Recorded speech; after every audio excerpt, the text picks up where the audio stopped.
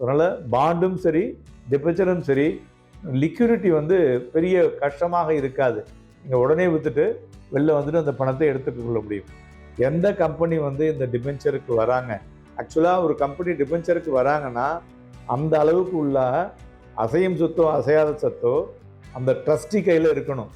கம்பெனியை பார்க்கணும், அவங்களுடைய கிரெடிட் ரேட்டிங்கை பார்க்கணும், என்ன வட்டி கொடுக்குறாங்கிறத பார்க்கணும், எத்தனை வருஷத்துக்கு நீங்கள் போட போடுறீங்க பார்த்துட்டு 1,34,000 இருக்குது, அப்போ 1,30,000 தான் இருக்குது அப்படின்னாக்க உங்களுடைய பிரின்சிபல் கேரண்டீட், தென் 6% உங்களுக்கு வந்து வட்டி கொடுப்பாங்க. அதுக்கும்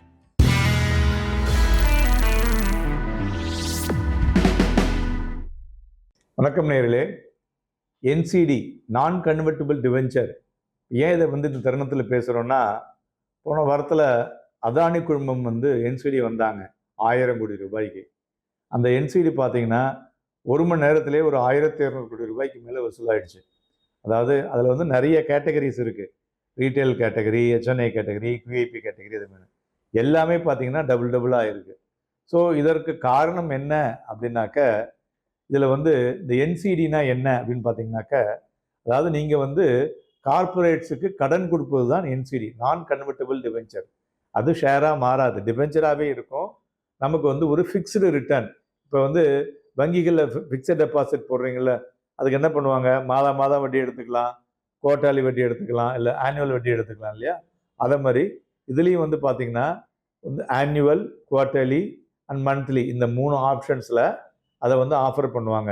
இதில் நம்ம என்னெல்லாம் பார்க்கணும் அப்படின்னு பார்த்தீங்கன்னா, எந்த கம்பெனி வந்து இந்த டிபெஞ்சருக்கு வராங்க, ஆக்சுவலாக ஒரு கம்பெனி டிபெஞ்சருக்கு வராங்கன்னா அந்த அளவுக்கு உள்ள அசையும் சொத்தோ அசையாத சொத்தோ அந்த ட்ரஸ்டி கையில் இருக்கணும். இப்போ 1000 கோடி ரூபாய்க்கு வராங்கன்னா 1000 கோடி ரூபாய் ஒர்த்துள்ள அசட்ஸ் வந்து அதுக்குன்னு ஒரு ட்ரஸ்டி இருப்பாங்க. இப்போ வந்து ஆக்சிஸ் பேங்க் வந்து ட்ரஸ்டியாக இருப்பாங்க. அந்த ட்ரஸ்டிகளில் அது இருக்கணும். அவங்க வந்து என்ன பண்ணுவாங்க, அதை சர்டிஃபை பண்ணி செபிக்கு அனுப்புவாங்க, எங்ககிட்ட இவங்க இவ்வளோ கொடுத்து வச்சுருக்காங்கன்னு. ஸோ எகெயின்ஸ்ட் தட் தான் அது பண்ண முடியும். ஓகேயா? ஸோ இதை மாதிரி பண்ணும் பொழுது அதுக்கு வந்து ஒவ்வொரு கம்பெனிக்கும் ரேட்டிங், கிரெடிட் ரேட்டிங் ஏஜென்சின்னு இருக்குது. அவங்க வந்து ரேட் பண்ணுவாங்க. இந்த கம்பெனி இந்த லோனை வந்து நாங்கள் வந்து AA+ ரேட் பண்ணுறோம், AA ரேட் பண்ணுறோம், A- ரேட் பண்ணுறோம், A+, ஒவ்வொன்றுத்துக்கும் தகுந்த மாதிரி அந்த ரேட்டிங் வந்து மாறும். ரேட்டிங் தகுந்த மாதிரி தான் உங்களுக்கு வந்து அவங்க வட்டியே கொடுக்க முடியும்.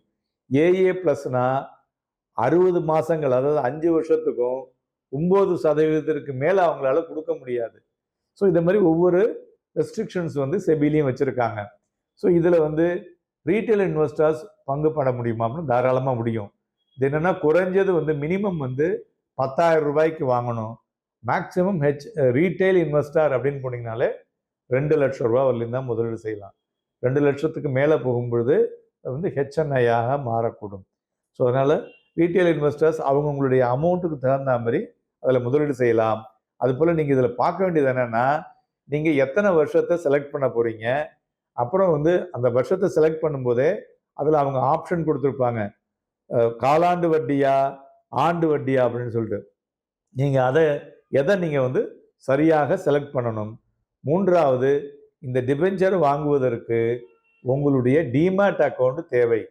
ஸோ டிமேட் அக்கௌண்ட் இல்லாமல் இந்த டிபெஞ்சர்ஸை வாங்க முடியாது. 4வது, இந்த டிபெஞ்சர்ஸ் பார்த்தீங்கன்னா மார்க்கெட்டில் ட்ரேட் ஆகும். சப்போஸ் நீங்கள் நார்மலாக டெபாசிட்ஸ்னு போகணும்னு வச்சுங்களேன், நீங்கள் ஒரு 3 வருஷத்துக்கு டெபாசிட் போட்டிருக்கீங்க, ஒரு வருஷம் கழிச்சு பணம் வேணும்னா பேங்க்கில் என்ன பண்ணுவான், இந்த 2 வருஷத்துக்கு உண்டான இன்ட்ரெஸ்ட்டை வந்து ஒரு மாதிரி அதை ஒரு அட்ஜஸ்ட் பண்ணி மீதி உள்ள பணத்தை தான் உங்களுக்கு கொடுப்பான். ஆனால் இங்கே அப்படி இல்லை. இந்த டிபெஞ்சர்ஸில் வந்து என்னென்னா, உங்களுடைய பேஸ் ப்ரைஸ் வந்து 1000 ரூபா இருக்கும். ஒரு டிபெஞ்சர் 1000 ரூபானா 10 வாங்கியிருப்பீங்க. இப்போ வந்து அந்த 1000 ரூபா வாங்கின டிபெஞ்சர்ஸ் 10 மார்க்கெட்டில் ட்ரேட் ஆக ஆரம்பிக்கும். ஒவ்வொரு நாளைக்கும் ஒவ்வொரு தகுந்த மாதிரி அதில் ஒரு ஃப்ளக்சுவேஷன்ஸ் வரக்கூடும். எப்படி வரும் அப்படின்னு பார்த்தீங்கன்னா, இப்போ ரிசர்வ் பேங்க் ஆஃப் இந்தியா வந்து பார்த்தீங்கன்னா ரேட்டு வந்து 5.25% வச்சுருக்காங்க. இந்த 5.25% ஒரு 0.5% குறைக்கிறாங்கன்னு வச்சுங்களேன், 5.25% ஆகிடும். 5.25 தான் இன்ட்ரெஸ்ட் ரேட் இருக்குன்னா, இது வந்து உங்களுக்கு வந்து ஒரு 8.25% கொடுக்குறாங்கன்னு வச்சுங்களேன். இது என்ன ஆகும், ஏன்னா உங்களுக்கு வந்து இந்த 8.25%ங்கிறது ஃபிக்ஸ்டு. இந்த 3 வருஷம்னா 3 வருஷத்துக்கு அவன் குறைக்க மாட்டான். அதனால என்ன ஆகுனா, அந்த பேஸ் ப்ரைஸ் இருக்கு இல்லையா, இந்த டிபெஞ்சருடைய ப்ரைஸ் ஏறும். 1000ங்கிறது 1100 ரூபாய்க்கு போகும், அது 1200 ரூபாய்க்கு கிடைக்கும். உங்களுக்கு வந்து அந்த சமயம் பணம் வேணும்னா நீங்கள் விற்றீங்கன்னா உங்களுக்கு எவ்வளோ கிடைக்கும்? 12,000 ரூபா கிடைக்கும். 10,000 ரூபா முதலீடு பண்ண இடத்துல 12,000 ரூபா பிரின்சிபலாகவே நீங்கள் பண்ணக்கூடிய டிபெஞ்சருக்கு கிடைக்கும். ப்ளஸ் வருஷம் நீங்கள் வட்டியும் கிடைக்கும். இந்த 8.5% வாங்கியிருப்பீங்க. ஒன்ஸ் வித்துட்டீங்கன்னா உங்களுக்கு வட்டி வராது. ஸோ இதில் வந்து எந்த விதமான ரிடக்ஷனும் கிடையாது. சரி சார் 3 வருஷம் முடிஞ்சு போச்சு, அப்போ என்ன சார் 3 வருஷம் முடிஞ்சு போய் உங்களுக்கு பணம் வரும்போது நீங்கள் எவ்வளோ இன்வெஸ்ட் பண்ணிருக்கீங்களா? 10,000னா 10,000 உங்கள் அக்கௌண்ட்டில் கிரெடிட் கொடுப்பாங்க. இந்த மார்க்கெட்டில் உள்ள ஏற்ற இறக்கங்கள் ஒரு சில நாட்களுக்கு மட்டுமே இருக்கும். அதாவது இப்போ 3 வருஷம்னா ஒரு 2.25 வருஷம் வரலையும் அது ட்ரேட் ஆகும். அதுக்கப்புறம் அந்த ட்ரேடிங் ஆக்டிவிட்டியில் பெருசாக இருக்காது. ஸோ இந்த டிபெஞ்சர் வந்து ரீட்டைல் இன்வெஸ்டர்ஸ் வாங்குவதற்கு முக்கியமாக தேவை டிமேட் அக்கௌண்ட் இருக்க வேண்டும். இரண்டாவது 5 லட்சம் ரூபாய் வரலையும் முதலீடு செய்வதற்கு நீங்கள் வந்து யூஸ் பண்ண வேண்டியது உங்களுடைய யூபிஐ ஐடி. யூபிஐ ஐடி மூலிமா தான் முதலீடு செய்ய முடியும். 5 லட்சம் ரூபாய்க்கு மேலே நீங்கள் முதலீடு செய்கிறீங்கன்னா ஆஸ்பான்னு சொல்லுவோம் இல்லையா, இந்த ஃபார்ம் ஃபில் பண்ணி நீங்கள் பேங்கில் கொடுத்து பேங்க் மூலியமாக பிளாக் பண்ண வேண்டும். ஸோ அதனால் இதுதான் இதில் உள்ள விஷயங்கள். ஸோ நீங்கள் இதை முதலீடு செய்யும் பொழுது கம்பெனியை பார்க்கணும், அவங்களுடைய கிரெடிட் ரேட்டிங்கை பார்க்கணும், என்ன வட்டி கொடுக்குறாங்கிறத பார்க்கணும், எத்தனை வருஷத்துக்கு நீங்கள் போட போடுறீங்க பார்த்துட்டு அதில் முதலீடு செஞ்சீங்கன்னாக்க பெட்டராக இருக்கக்கூடும். இரண்டாவது, நீங்கள் வாங்கக்கூடிய என்சிடி எல்லாமே செபி ரிஜிஸ்டர்டு என்சிடியான்னு பாருங்கள். செபியில் அப்ரூவ் ஆகி வந்திருக்கான்னு பாருங்கள். செபியில் அப்ரூவல் வராமல் தனியாக சில கம்பெனிஸ் நாங்கள் என்சிடி வந்திருக்கோம் அப்படின்னு சொன்னாங்கன்னா அது வந்து சரியான விஷயம் இல்லை. ஆன்லைனில் நிறையா உங்களுக்கு வரும், அதில் போயிட்டு ஏமாறாதீங்க. செபி ஒரு பெட் பண்ணின எனி என்சிடிஸ் உங்களுக்கு வந்து கம்ப்ளீட்டாக அவங்க வந்து ரிஸ்க்கை வந்து சரி செய்து அவங்க கொடுக்கறதுனால நம்ம வந்து அதில் வந்து குறைந்தது ஓகே. இப்போ ரீட்டைல் இன்வெஸ்டர்ஸ் எவ்வளோ சார் முதலீடு செஞ்சால் நமக்கு வந்து பெட்டராக இருக்கும் அப்படின்னா 2 லட்சத்துக்கு கீழே முதலீடு செஞ்சிங்கன்னா அதில் உங்களுக்கு வந்து பெட்டராக இருக்கக்கூடும். அதாவது என்னென்னா அப் டு 3 lakhs வரலையும் உங்களுக்கு வந்து இந்த அந்த முதலீடுக்கு ஏதாவது ஒன்று ஆச்சுன்னா கூட அவங்க அதை ஃபுல்லாக கொடுக்கணுங்கிற மாதிரியான ஒரு ரூலையும் செபி கொண்டு வந்திருக்காங்க. அதனால் பிலோ 3 lakhs ஒரு ஐடியல் இன்வெஸ்ட்மெண்ட்டாக இருக்கக்கூடும். அதாவது ஒரு ஃபிக்ஸ்டு ரிட்டர்ன் வேணும் அப்படிங்கிறவங்க, ஏன்னா இப்போ பேங்கெல்லாம் ரேட் இறங்குதில்ல, இதெல்லாம் வாங்கலாம். இதில் வந்து பார்த்தீங்கன்னா செக்யூர்டு என்சிடியில் ஸ்டேட் கவர்மெண்ட் கேரண்டீடு டிபெஞ்சர்ஸும் அவைலபிளாக இருக்குது. இது வந்து ஒரு நிறைய கார்பரேட்ஸும் இருக்குது. யார் யாருக்கு தேவையோ நீங்கள் எங்கே வச்சுருக்கீங்களோ அந்த புரோக்கர் ஆஃபீஸில் அணுகுனீங்கன்னா அவங்க அதுக்கு உண்டான விஷயங்களை உங்களுக்கு கொடுப்பாங்க. நீங்கள் அதை செலக்ட் பண்ணிவிட்டு அதேமாரி அதில் முதலீடு செய்யலாம். சரி, உங்களுக்கு டிபெஞ்சரை பொறுத்தவரையிலையும் நாம் வந்து பார்க்க வேண்டிய ரேட்டிங் சொல்லிட்டு இருந்தோம் இல்லையா, ரேட்டிங்கில் நார்மலாக ஃபிக்ஸட் டெபாசிட்டில் AAA பார்ப்போம். டிபெஞ்சர்ஸில் AA++ வந்து ஒரு பெட்டர் ரேட்டிங் அப்படின்னு எடுத்துக்கலாம். சரி சார், A+ இருக்குது அப்படின்னா A+ போடலாம், 1 வருஷம் போடுங்க. ஸோ எதுவுமே போடணும்னால 1 year போடலாம். ஸோ அது மாதிரி நம்ம வந்து அந்த ரிஸ்க்கை எப்படி நம்ம வந்து மினிமைஸ் பண்ணிக்கணும், ரிட்டர்னை எப்படி மேக்ஸிமைஸ் பண்ணிக்கணும் அப்படிங்கிறத பார்க்கணும். ஒரு ஆவரேஜ் ரிட்டர்னாக வரும்போது 8%லேருந்து 9% இருக்கிறது வந்து நமக்கு வந்து ஒரு சேஃப் ரிட்டர்னாக இருக்கக்கூடும் என்று அதற்கு தகுந்தாற்போல் நம்ம அதில் இன்வெஸ்ட் பண்ணலாம். ஓகே, இப்போ வந்து ரெண்டாவது வந்து பார்த்தீங்கன்னாக்க இந்த டிபெஞ்சர்ஸில் வந்து 3 லட்சம் அப்படின்னு சொன்னோம். ஏன் 3 லட்சம்னு சொன்னோன்னா 3 லட்சம் வரையும் நீங்கள் முதலீடு செய்யும் பொழுது உங்களுக்கு வந்து அது ஒரு கேரண்டீடு ரிட்டர்னாக அந்த பிரின்சிபல் உங்களுக்கு வரத்துக்கு உண்டான விஷயங்கள் இருக்கும். அதே இது நீங்கள் ஃபிக்ஸட் டெபாசிட்டில் பார்த்தீங்கன்னா ஆர்பிஐ என்ன சொல்லியிருக்காங்க, 5 லட்சம் வரலையும் சொல்லியிருக்காங்க. ஸோ அது மாதிரி ஒவ்வொரு விஷயங்களும் நீங்கள் வந்து அதை வந்து சரியாக பார்க்க வேண்டும். இந்த கிரெடிட் ரேட்டிங் வந்து இருக்குது, செபி வந்து இதில் இருக்காங்களா இல்லையா எப்படி பார்க்குறதுன்னு பார்த்தீங்கன்னா எல்லா என்சிடிக்குமே ஒரு ப்ராஸ்பெக்டஸ் அப்படின்னு கொடுப்பாங்க. அதை நீங்கள் வந்து எடுத்து வாங்கி பார்த்தீங்கன்னா, இல்லை நீங்கள் வந்து அதை வந்து அந்த எக்ஸ்சேஞ்சில் உள்ளுக்குள்ளே போய் பார்க்கலாம், இல்லை அந்த கம்பெனியோட வெப்சைட்டில் போய் லாகின் பண்ணி அந்த டிபெஞ்சரை போய் பார்த்தீங்கன்னாக்க அதில் வந்து அந்த ப்ராஸ்பெக்டஸில் எல்லா விஷயங்களும் தெளிவாக கூறப்பட்டிருக்கும். அதை வந்து சரியாக இருக்கிறதா என்று நீங்கள் பார்த்துட்டு முதலீடு செய்வது நல்லது. அதுக்கு தான் ஒரு பெஞ்ச் மார்க் உங்களுக்கு என்ன சொன்னேன், 9% வரலையும் இருக்கிறது வந்து உங்களுக்கு வந்து ஒரு சேஃபாக இருக்கக்கூடிய ரிட்டர்னை கொடுக்கக்கூடிய கம்பெனிகள். இந்த 11%, 12%, 15%ங்கிறதெல்லாம் அவங்க எந்த பர்வியூவில் வருவாங்க அப்படின்னு பார்க்கணும். பர்வியூவில் வரலைன்னா அதில் முதலீடு செய்வதை தவிர்ப்பதும் நல்லது. அதாவது சாவரின் கோல்டு பாண்ட் அதுக்கும் இந்த டிபெஞ்சர்ஸுக்கும் என்ன சார் வித்தியாசம்னு கேட்பீங்க. சாவரின் கோல்டு பாண்டுங்கிறது என்னென்னா கவர்மெண்ட் கேரண்டியோட வருது. கவர்மெண்ட் கேரண்டி கொடுக்கறதுல உங்களுக்கு வந்து இன்ட்ரெஸ்ட் ரேட்டை அதிகரிக்க மாட்டாங்க, ஓரளவுக்கு இன்ட்ரெஸ்ட் ரேட் இருக்கும். அது இது இந்த corporate bond or corporate debentures வரும்பொழுது அதாவது ஆர்பிஐ ரேட்டை விட 2லிருந்து 2.5% கூட கிடைக்கும். 5.25% இருக்குன்னா ஒரு 2.5%. ஸோ கிட்டத்தட்ட 8.5%, 8.25%, 3% வச்சுங்களேன், 8.25% கிடைக்கும்.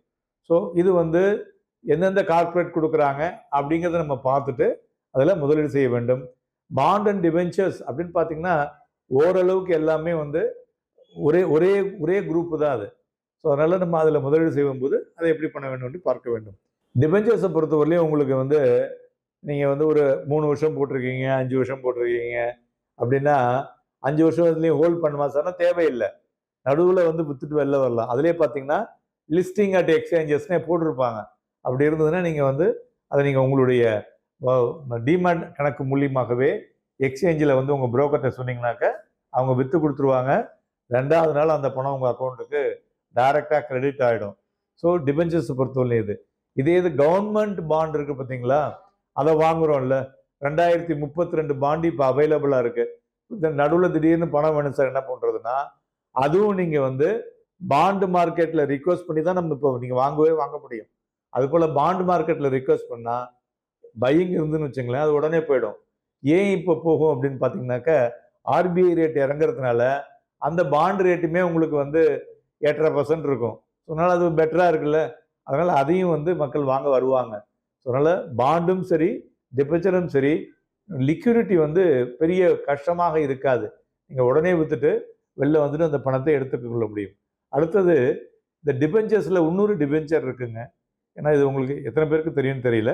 எம்எல்டி மார்க்கெட் லிங்க்டு டிபென்ச்சர்ஸ் அப்படின்னு இருக்குங்க. இந்த மார்க்கெட் லிங்க்டு டிபென்ச்சர்ஸ் வந்து 2 ப்ராடக்டில் பண்ணுறாங்க. ஒன்று வந்து நிஃப்டி நேஷனல் பங்கு சந்தையினுடைய இண்டெக்ஸில் ஒன்று பண்ணுறாங்க, இன்னொன்று வந்து கோல்டில் பண்ணுறாங்க.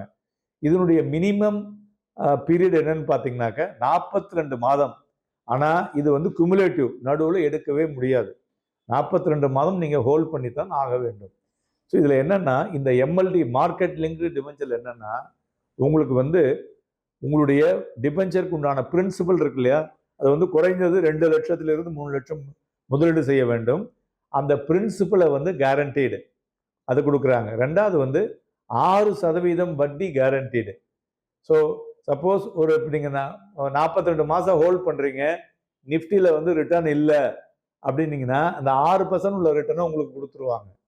சப்போஸ் இப்போ வந்து 25,500 இருக்கிற போது நீங்கள் முதலீடு செஞ்சுருக்கீங்க, அது 40,000 பேருக்குன்னா அந்த டிஃப்ரென்ஸ் உள்ள அமௌண்ட்டு நீங்கள் போட்ட அமௌண்ட்டுக்கு அந்த அமௌண்ட்டை வட்டியாக கிடைச்சிடும்.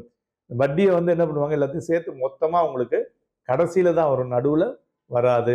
2வது இந்த டிபென்ச்சராக ட்ரீட் பண்ணுறதுனால இது வந்து உங்களுடைய இன்கமில் வந்து அதை வந்து ரிஃப்ளெக்ட் ஆகும். அதனால் நீங்கள் எந்த ஸ்லாபில் இருக்கீங்களோ அதுக்கு தகுந்தாற் போல் அதில் டேக்ஸ் பே பண்ணுற மாதிரி இருக்கும். தங்கத்துலேயும் அதே மாதிரி தான். தங்கம் இன்றைக்கி இன்வெஸ்ட் பண்ணுறீங்க, இன்றைக்கி வந்து 1,34,000 ரூபாய் இருக்குன்னு வச்சுங்களேன். ஒரு 4 வருஷம் கழிச்சு அது வந்து 2 லட்சமாக இருக்குன்னா அந்த டிஃபரன்சஸ் உங்களுக்கு வரும். சப்போஸ் 1,34,000 இருக்குது, அப்போ 1,30,000 தான் இருக்குது அப்படின்னாக்க உங்களுடைய பிரின்சிபல் கேரண்டீட், தென் 6% உங்களுக்கு வந்து வட்டி கொடுப்பாங்க அதுக்கும். ஸோ இதுதான் வந்து எம்எல்டி. இது வந்து மார்க்கெட் லிங்க்டு டிபென்ச்சர்ஸ்னு ஒரு சில கார்ப்பரேட்ஸ் பண்ணுறாங்க. ஸோ இது வந்து நீங்கள் இதை வந்து ஃபர்தராக தெரிஞ்சுக்கணுன்னா செபி சைட்டுக்குள்ளே போனீங்கன்னாக்க உங்களுக்கு இன்னும் நிறைய விஷயங்கள் இதை பற்றி நீங்கள் தெரிஞ்சு கொள்ளலாம். நன்றி, வணக்கம்.